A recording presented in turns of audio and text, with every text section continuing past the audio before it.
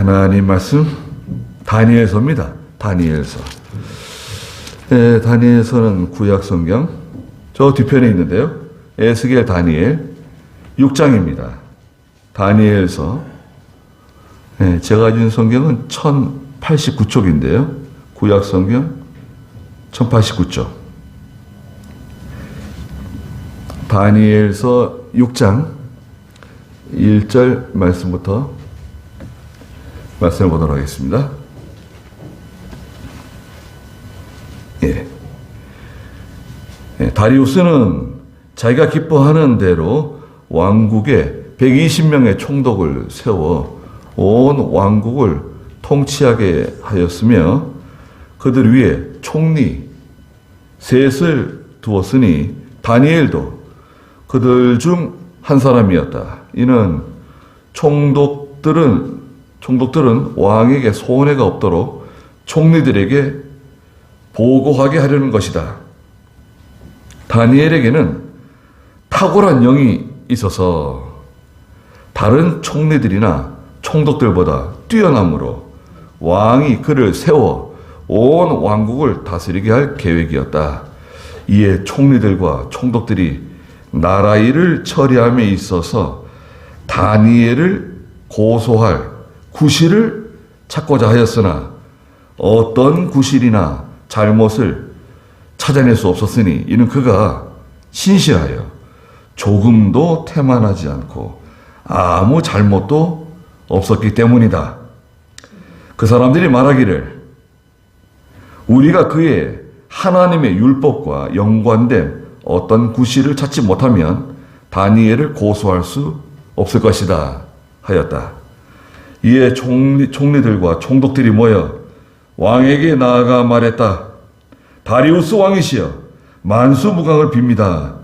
왕국의 모든 총리들과 장관들, 총독들, 고문관들, 도지사가 서로 의논한 결과 한 가지 법안을 세우고 금지령을 집행할 것을 왕께 구하기로 하였습니다.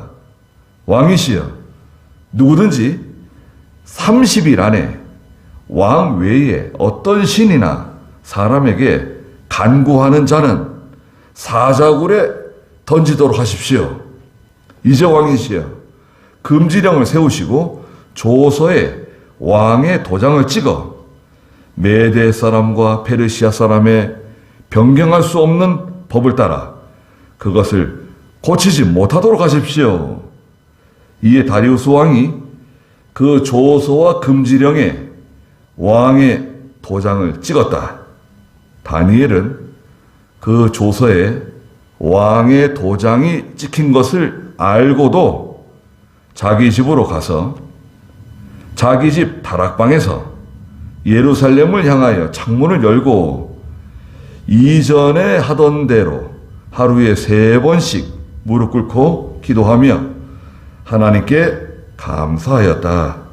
이 사람들이 모여 다니엘이 자기 하나님 앞에 기도하며 간구하는 것을 목격하고는 왕에게 나아가 왕의 금지령에 대하여 말하기를 왕께서 금지령에 왕의 도장을 찍어 30일 안에 왕 외에 어떤 신이나 사람에게 기도하는 자는 누구나 사자굴에 던지기로 하지 아니하셨습니까?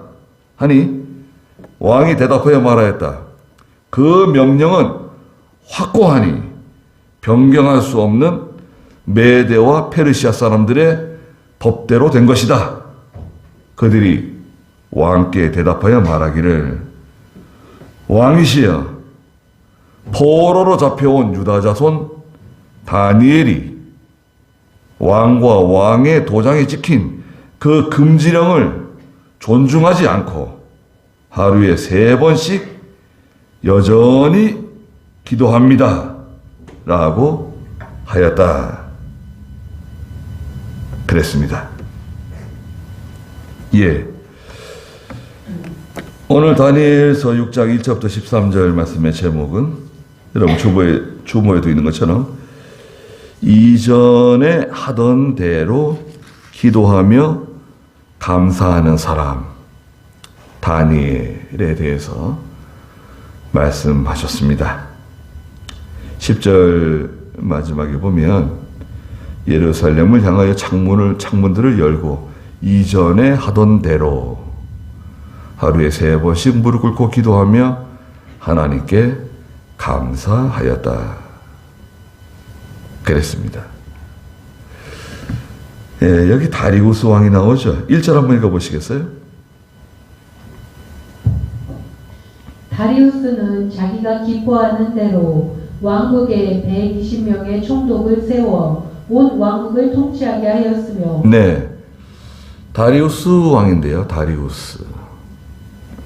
영어식 발음입니다. 다리우스.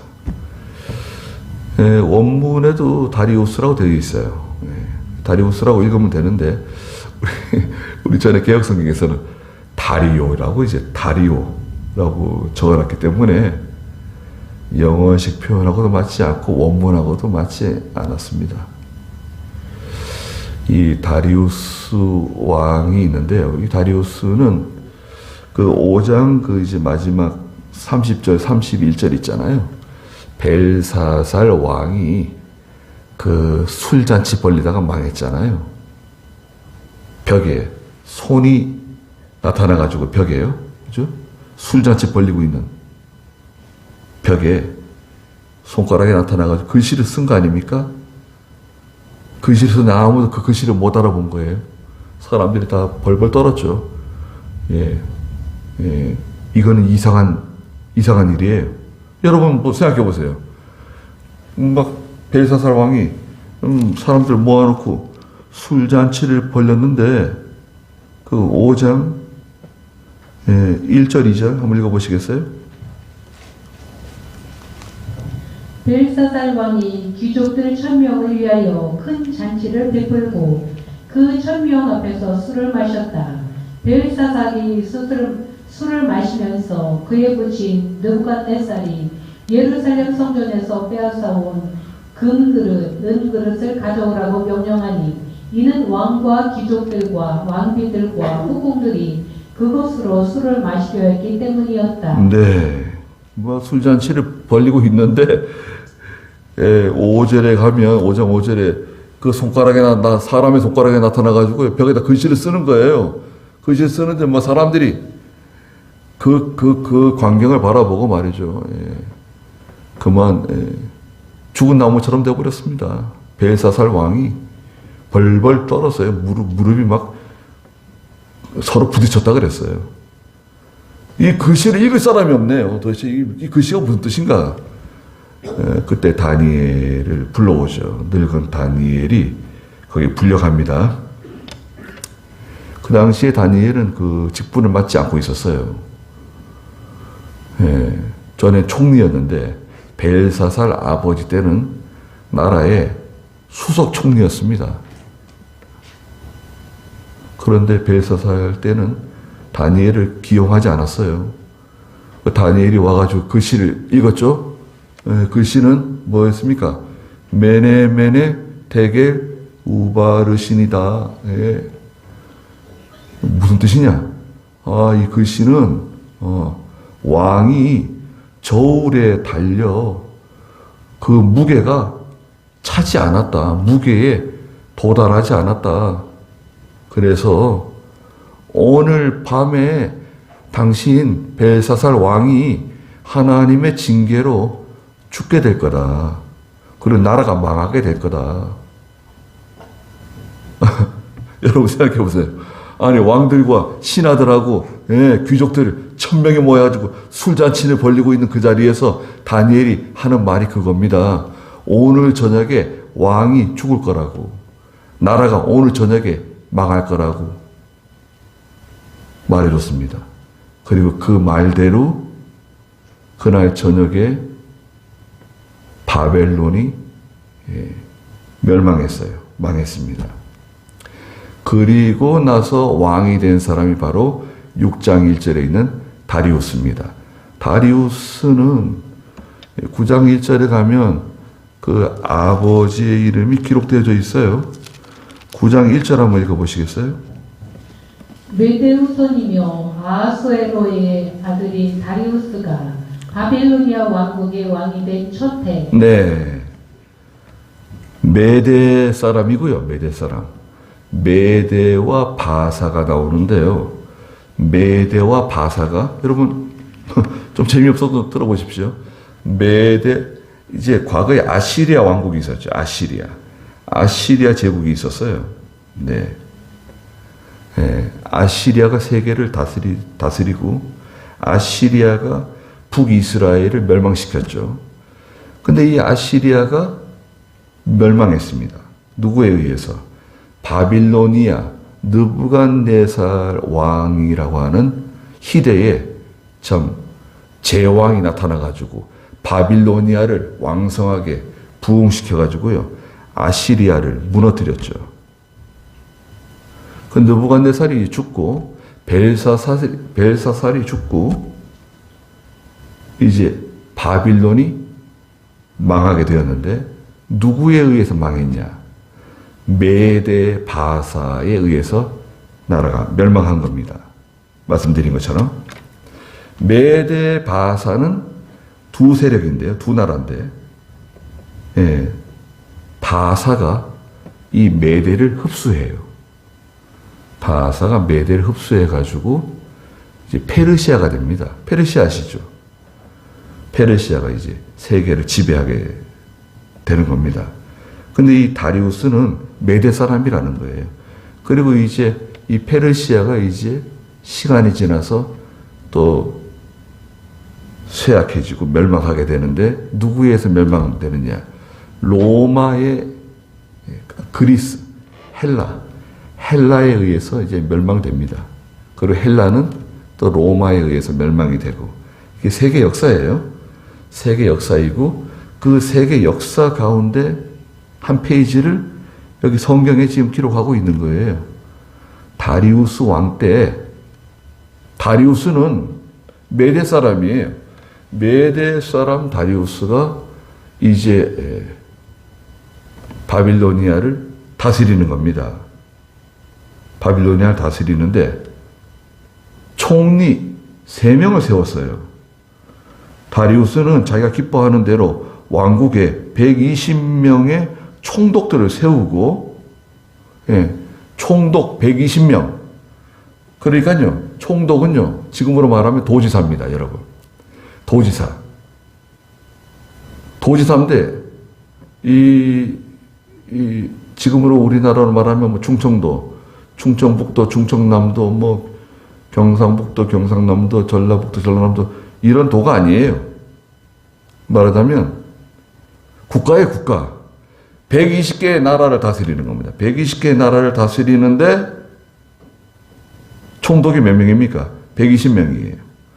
그 총독들 위에 120명의 총독들 위에 그 넓은 제국을 다스리고 있는데 그 넓은 제국의 120명의 총독들 위에 그 총독들을 다스리는 3명의 총리를 세웠어요. 총리 대신이 3명이에요. 네, 굉장히 권세가 어마무시한 사람들이죠. 이 총리 3명이 다리우스 왕을 보필하면서 이 총독들을 다스리고 온 제국을 통치하고 있는 겁니다. 그런데 이 3명의 총리들 가운데 수석 총리가 누구냐? 다니엘입니다. 아니 다니엘은 지난 바빌론 벨사살 왕 때 이미 공직에서 물러났어요.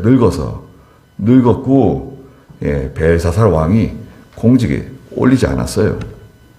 여러분 생각해 보십시오. 다니엘이 누굽니까? 유다가 멸망할 때 유다 나라가 남유다가 멸망할 때 1차, 2차, 3차에 걸쳐서 바빌로니아로 포로들을 잡아왔거든요. 그때 다니엘은 제2차 포로 때 붙잡혀온 귀족의 자녀입니다. 아버지가 누군지 형제가 어떻게 되었는지 다니엘서의 성경 어디에도 그런 언급이 없어요. 왜 언급이 없을까요? 여러분, 다니엘의 아버지가 누구고 어머니가 누구고 형제가 어떻게 되고 뭐 남자 형제, 뭐 자매 이런 게 없다고요. 나라가 멸망할 때 다 뿔뿔이 다 흩어진 거예요. 다 죽임당할 사람 죽임당하고 없는 거예요. 혈혈단신 바빌로니아에 포로 잡혀왔는데 거기서 뽑혀가지고 왕의 눈에 들어서 승승장구한 사람입니다. 느부갓네살이 제일 아끼던 사람이에요, 다니엘이. 그런데 벨사살 왕 때는 공직에 있지 않았어요. 그런데 나라가 망했습니다. 여러분, 메데 바사가 와가지고 이 바벨론을 멸망시켰어요. 정복했어요. 그러면 정복하면은 그 정복한 나라의 그 신하들, 그 바벨론에서 공직을 맡았던 사람들 다 싸그리 다 죽이는 거 아닙니까? 과거로 말하자면. 그런데 다리우스는요, 다니엘을 붙잡고 사정한 거예요. 당신이 좀 이 직을 맡아달라고. 아니, 원수의 나라의 총리가 되었는데, 총리 가운데서도 수석 총리가 된 거예요. 그러다 보니까 여러분, 얼마나 그 시기 질투하는 사람들이 많겠습니까? 아니, 메대 사람도 아니고 바사 사람도 아니고 저 망한 저 원수의 나라 바벨론의 전에 총리직을 했던 그런 사람을 데려다가 아니 우리의 수석 총리로 세운다는 게 말이 되느냐? 그래가지고 이제 막 그 내부적으로는요, 그 열등감에 경쟁심에 그냥 시기 질투심에 그냥 견디지 못하는 거예요, 사람들이. 어떻게든지 다니엘을 끌어내리려고 다니엘의 흠을 잡아가지고 이 사람을 그냥 찍어내려고 말이죠. 혈안이 되어 있습니다. 그런데 좀 더 읽어볼까요? 2절 한번 읽어보세요. 그들 위에 총리 셋을 두었으니 다니엘도 그들 중 한 사람이었다. 이는 총독들은 왕에게 손해가 없도록 총리들에게 보고하게 하려는 것이다. 다니엘에게는 탁월한 영이 있어서 다른 총리들이나 총독들보다 뛰어나므로 왕이 그를 세워 온 왕국을 다스리게 할 계획이었다. 이에 총리들과 총독들이 나라 일을 처리함에 있어서 다니엘을 고소할 구실을 찾고자 하였으나 어떤 구실이나 잘못을 찾아낼 수 없었으니 이는 그가 신실하여 조금도 태만하지 않고 아무 잘못도 없었기 때문이다. 네. 그 수많은 경쟁자들, 그 시기하고 질투하는 그 메대와 바사 출신들의 그 쟁쟁한 그 신하들, 출중한 신하들이 다니엘의 그 흠을 잡아내려고요. 다니엘을 그 조사하고 다니엘에 대해서 파도 도대체 나오는 게 아무것도 없는 거예요. 그래서 4절에 있는 것처럼 이 총리들과 총독들이 나라 일을 처리함에 있어서 다니엘을 고소할 구실을 찾고자 하였으나 어떤 구실이나 잘못을 찾아낼 수 없었다. 이는 그가 첫째는 신실한 사람이다. 신실한 사람. 진실한 사람이라는 거예요. 진실해요. 또 조금도 태만하지 않은 사람. 나이가 많아 늙었는데요. 여러분, 잠깐 또 공직에 쉬고 있었잖아요. 공직에서 물러나가지고 평민으로 살고 있었어요. 그 다시 공직에 나와가지고 지금 일을 하고 있는데 조금도 태만하지 않아요. 야, 이런 사람 참. 그리고 아무 잘못도 없다. 뇌물을 받지도 않고 봐주는 것도 없고 잘못하는 게 아무것도 없어요. 그 얼마나 철두철미하게 자기 관리도 하고 하나님 앞에서 바로 하고 또 사람 앞에서 바로 하고 이게 보통 일이 아니잖아요, 여러분. 흠잡힐 일이 없어요. 요즘 뭐 가끔 그 신문에 나오는 거 보면 그 공공기관 무슨 직원들, 철도청 사람들은 뭐 열차를 공짜로 타고 다니고, 또 산림청 사람들은 산림청 산하에 있는 그 휴양시설을 자기 무슨 세컨하우스처럼 이용하고, 형제들이 이용하고, 뭐 친척들이 이용하고 다. 이야, 여기 초부리에도 여기 용인 휴양림 있잖아요. 휴양림 말하자면 거기에는 항상 그 VIP실이 있습니다. 갑자기 VIP가 오게 되면 VIP가 쓸 수 있는 그런 숙박시설이 있어요. 근데 늘 쓰는 게 아니잖아요. 그러니까 말하자면 그 직원들이 돌아가면서 쓰는 거예요. 안 쓸 때는. 예. 그건 오픈하지도 않고, 이제 인터넷에 공개하지도 않고, 예. 빈 방으로 내놓지 않고, VIP 룸으로 해놓고, 그거는 이제 예약이 안 잡혀 있으면 자기들끼리 다 말하면 쓴 거예요. 여긴 그렇지 않지만, 예. 그런 일이 뭐 얼마나 많습니까? 예.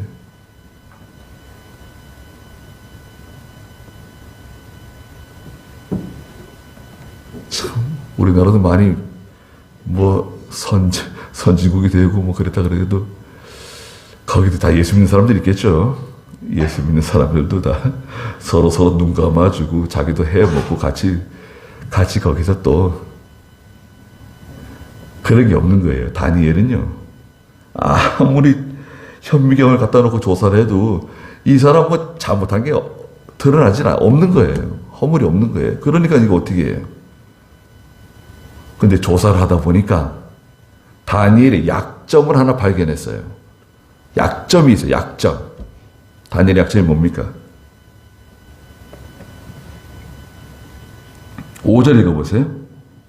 그 사람들이 말하기를 우리가 그의 하나님의 율법과 연관된 어떤 구실을 찾지 못하면 다니엘을 고소할 수 없을 것이다. 예.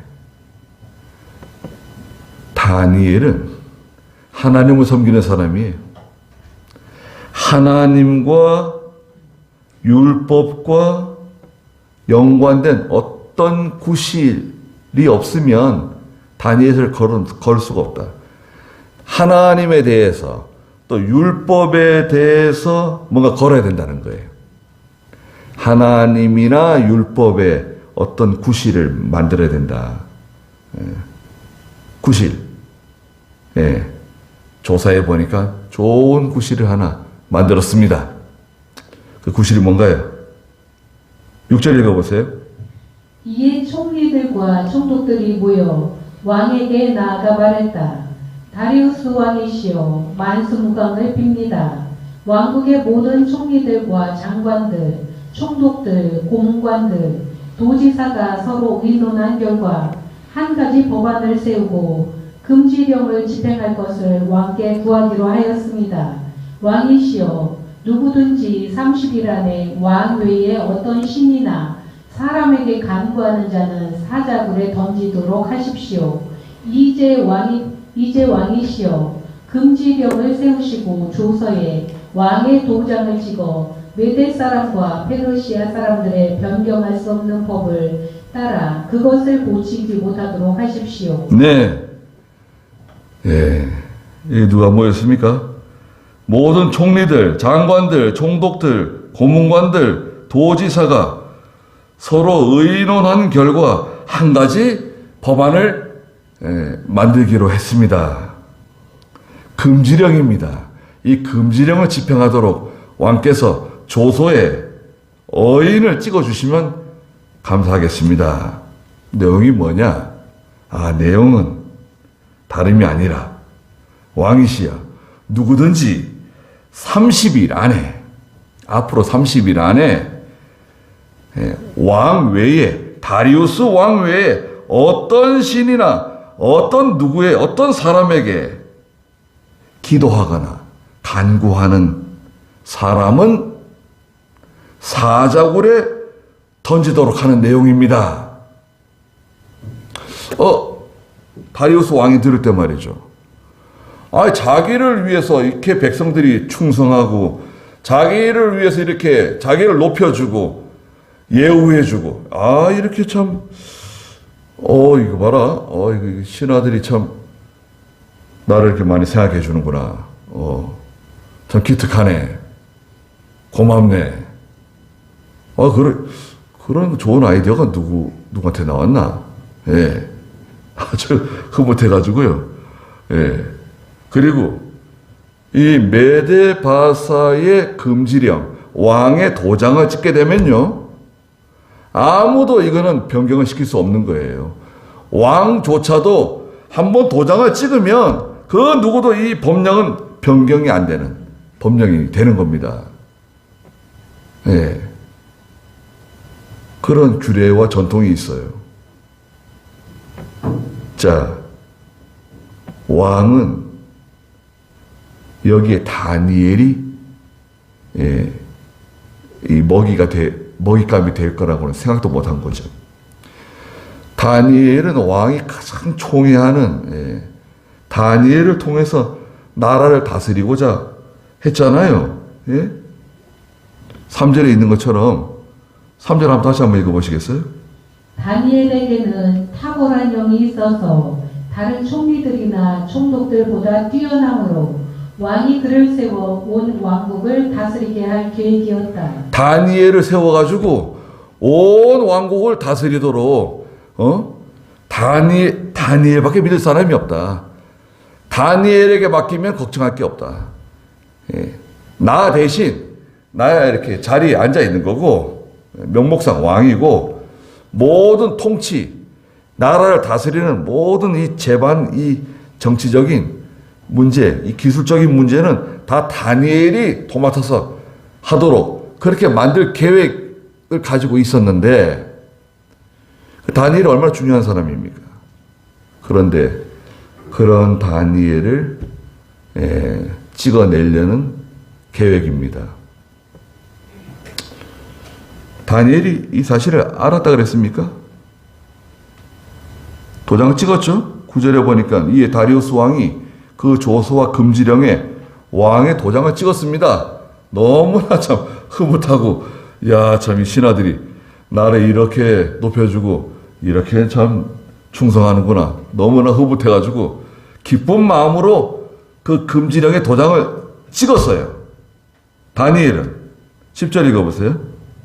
다니엘은 그 조서에 왕의 도장이 찍힌 것을 알고도 자기 집으로 가서 자기 집 다락방에서 예루살렘을 향하여 창문들을 열고 이전에 하던 대로 하루에 3번씩 무릎을 꿇고 기도하며 하나님께 감사하였다. 네. 이게 다니엘의 신앙입니다.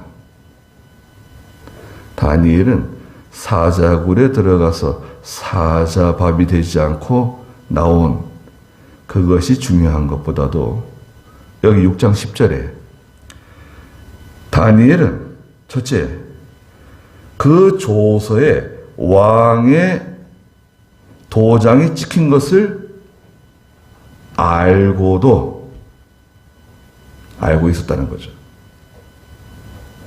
왜 모르겠습니까? 총리들, 총독들, 도지사들 다 모인 거 아닙니까? 고문관들, 도지사들 다 모여가지고 금지령을 만들었는데 다니엘이 그걸 몰랐겠어요? 그렇지만 다니엘이 거기서 그런 걸 만들지 마라! 그래서 어떻게 될까요? 여러분 생각해 보세요. 뭘 그런 걸 만들고 그래? 쓸데없는 거 만들지 마! 그러면 어떻게 되는 거죠? 다니엘이 왕을 이렇게 우리가 높이고 왕을 이렇게 존경하고 왕을 이렇게 잘 섬기려고 그러는데 다니엘이 이걸 막았다. 다니엘은 반역자가 되는 거죠. 왕에게 충성하지 않는 부충성한 사람이 되는 거죠.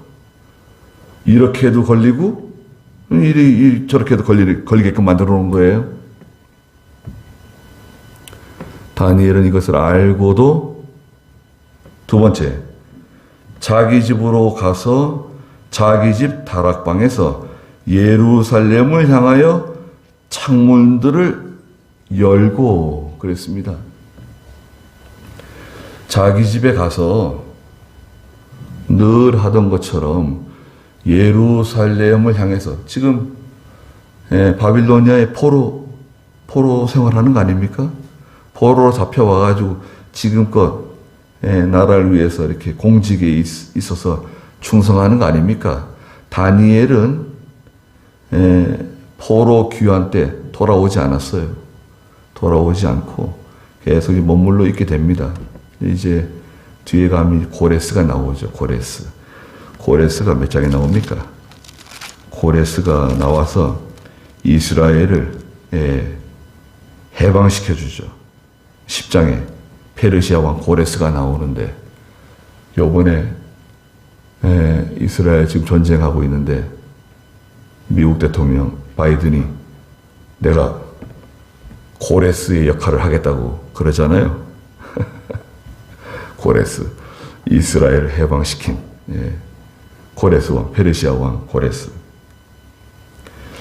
고레스 시대까지도 공직에 있었던 것으로 추측합니다. 다니엘이. 그러니까 느부갓네살 때 공직에 총리로 있었고 다리우스 왕 때도 총리로 있었고 또 고레스가 와가지고 이제 고레스가 페르시아 왕이 이제 왕국을 새로 재건했는데 거기서도 또 뽑혀가지고 또 공직에 앉는 참 그런 위대한 인물입니다. 자, 그런데 두 번째는 뭐였죠? 자기 집에 가서 자기 집 다락방에 올라가서 예루살렘을 향해 창문들을 열었다. 예루살렘을 향해서 창문을 열었다는 게 중요합니다. 왜 중요하냐?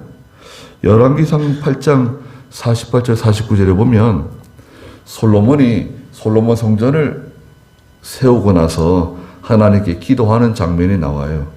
거기에 보면 저희 백성들이 다른 나라에 붙잡혀가지고 포로 생활할 때 이 예루살렘을 향해서 이 성전을 향해서 하나님께 기도하면 하나님 그 기도를 들어주십시오 라고 솔로몬이 기도하는 내용이 나옵니다.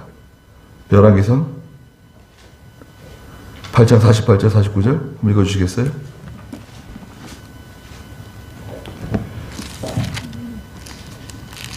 (8장 48절 49절) 그들이 사로잡혀간 적의 땅에서 온 마음과 온 뜻으로 주께 돌이켜서 주께서 그들의 조상들에게 주신 땅과 주께서 택하신 그 성과 제가 주님의 이름을 위해 지은 이 성전을 향하여 기도하며 주께서 계신 곳 하늘에서 그들의 기도와 간구를 들으시고 공의를 행하소서. 네, 사로잡혀간 땅에서 이 예루살렘과 성전을 향해서 기도하면 하나님 그 기도를 좀 들어주십시오 라고 솔로몬이 기도하는 장면이 나옵니다. 그대로 다니엘은 예루살렘을 향해서 창문을 열어놓고 기도했다. 세 번째는 이전에 하던 대로 하루 3번씩 무릎을 꿇고 기도했다. 이전에 하던 대로 하는 것. 여러분, 이전에 하던 대로 이런 시험이 오고 이런 환란이 오고 이런 일이 생겼는데도 불구하고 이전에 하던 대로 한다? 바보짓 아닙니까? 아니 그 현명한 사람이 이렇게 바보 같은 짓을 하고 그래? 아니 한 번에 넘어갈 수도 있어야지. 그렇게 꽉꽉 막혀가지고 그 무슨 믿음을 이렇게 지킨다고? 아니 다른 사람들, 아니 교회 다니는 사람 다 그렇게 하는데 왜 너만 그러는 거야? 다니엘 왜 너만 그러는 거야? 다른 사람은 다 그렇게 그냥 대충 그냥 넘어가도 되는 거 아니야? 그런 거.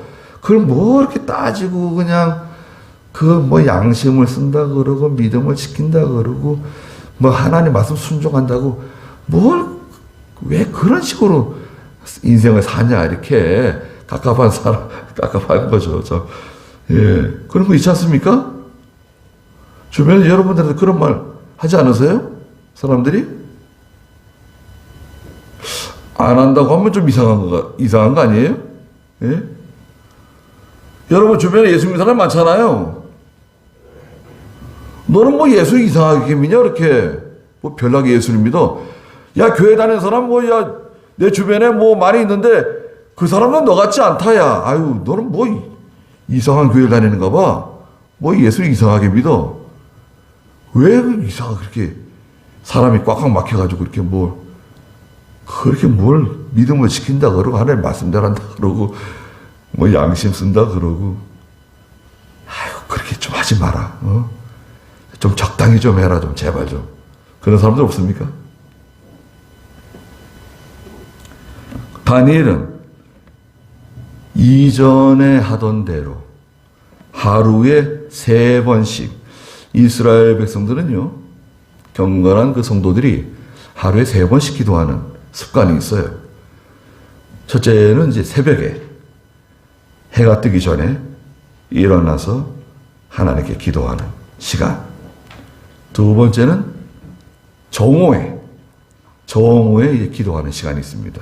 베드로도 정오에 지붕 위에 올라가서 기도하고 있었는데 고넬료가 보낸 2사람이 찾아오죠. 아, 이 집에 베드로라고 하시는 분이 묵고 계십니까? 내가 베드로요. 누가 나를 찾아왔어? 아, 저희들은 고넬료라고 하는 분이 보내서 당신을 모시러 왔습니다. 고넬료의 집에 가게 되죠. 그 다음에 이제 저녁 시간에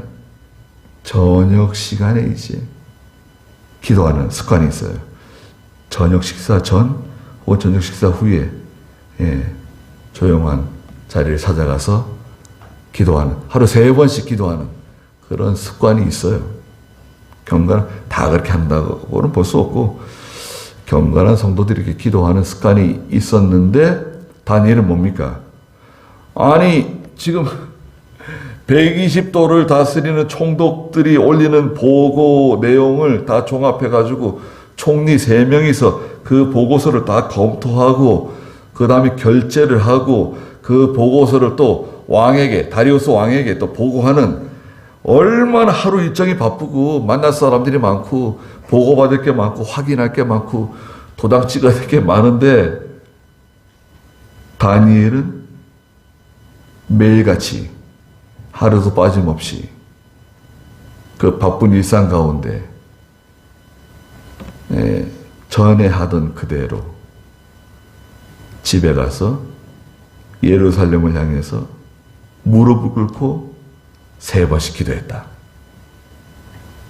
그리고 하나님께 감사드렸다 그랬습니다. 깜짝 놀랄 일이에요. 원수를 갚아주시옵소서. 대적을 물리쳐 주시옵소서. 이놈들을 그냥, 이런 나쁜 놈들을 하나님께 당장과 벼락이라도 내려서, 그런 기도 하지 않았습니다. 여기에 다니엘의 믿음이 드러나는데요. 첫째는 다니엘은 온유한 사람인 것 같아요. 온유한 사람.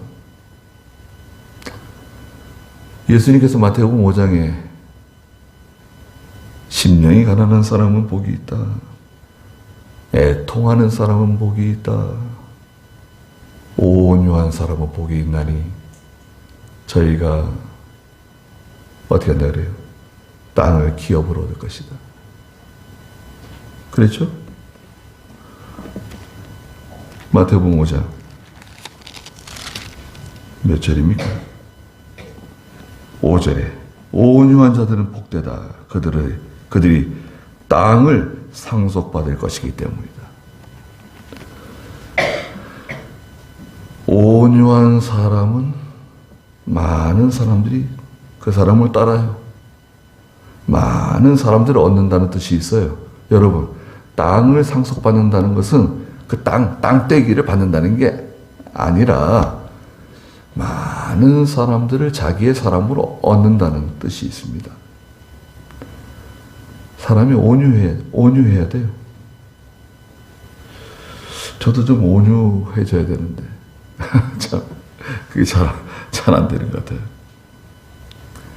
온유한 사람이 되셔야 됩니다. 다니엘은 첫째 온유한 사람이다.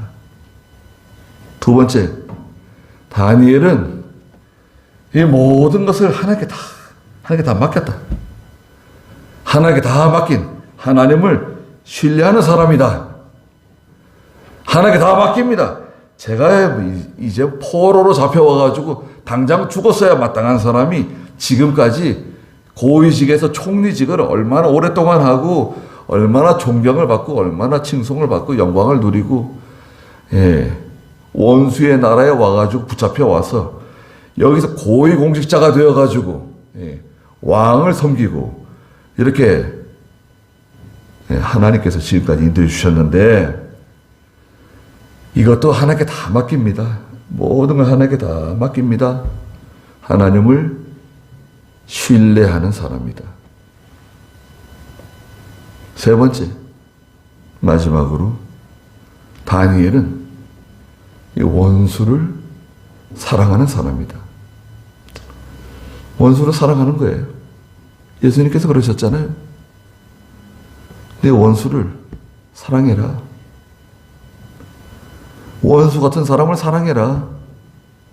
그 원수 같은 사람 있잖아요. 그 원수도 아니죠. 이 왼수 같은 사람, 그 사람을 사랑하라는 거예요. 그리고 원수를 그 사람을 위해서 기도해 주래요. 원수는 어디서 만나죠? 원수는 외나무 다리에서 만난대요. 외나무 다리에서. 그러면 내가 저놈을 떨어뜨려야지 내가 건너갈 수 있는데 내가 떨어지느냐 저 왼수를 떨어뜨리느냐 누가 떨어져야 됩니까?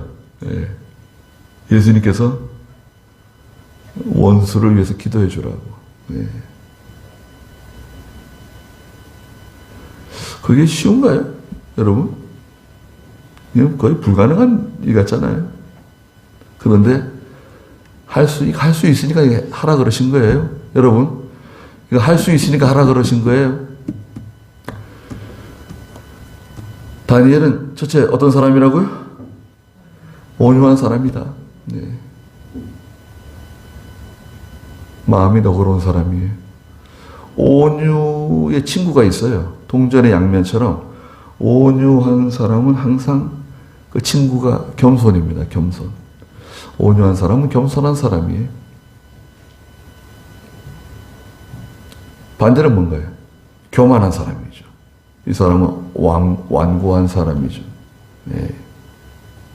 완고해요. 온유한 사람은 약한 사람인 것처럼 보이지만 저 사람은 심지가 없는 것처럼 보이기도 해요. 온유한 사람은 절대 그렇지 않습니다. 오히려 강한 사람이에요. 강해요. 다니엘이 얼마나 강합니까? 온유하지만 사실은 강한 사람이에요. 무서운 사람이에요. 신앙을 양보하지 않는 사람입니다. 그리고 하나님께 다 맡기는 거예요, 여러분. 하나님께 다 맡기세요. 그러면 내가 이 사람도 때려잡고, 주동자가 누구야? 저 총독, 저놈도 때려잡고, 저 감옥에 가둬라. 저거 목을 치고, 저거 목을 매달고, 다니엘이 나서서 그랬으면 어떻게 되겠어요? 자기가 그만 당하겠죠. 하나님께 다 맡기는 거예요. 그리고 마지막으로 또 원수를 사랑하는 거예요. 사랑하고. 잘 몰라서 그렇다. 내가 뭐 자기들을 해코지 하려고 그러는 것도 아니고, 내가 총리 중에 수석 총리 되고 싶어서 된 것도 아니고, 왕이 기어이 나를 불러가지고 그 자리에 앉혔기 때문에 내가 앉은 거지. 내가 저 사람들 다스리려고 그런 것도 아니고, 저 사람을 꼭대기 위에 앉으려고 그런 것도 아니었는데, 어쩌다 보니 이렇게 된 건데, 당신들 잘못이 아니다. 당신들에게 아무 잘못이 없다. 그렇게 생각하는 거예요.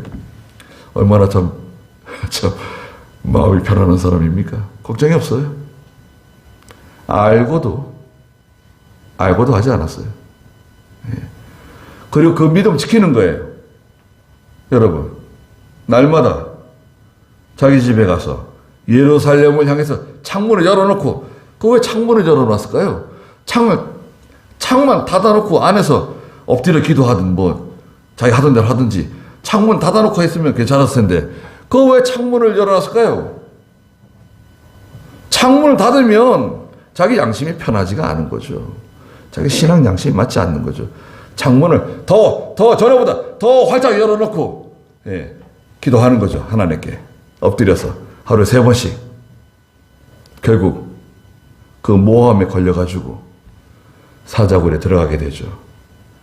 그제서야 다리우스 왕이 이 사실을 알고 그 다니엘을 건져내려고 그렇게 애를 썼지만 메데 바사에 변경할 수 없는 그 법 때문에 결국 다니엘을 사자굴에 넣을 수밖에 없었죠.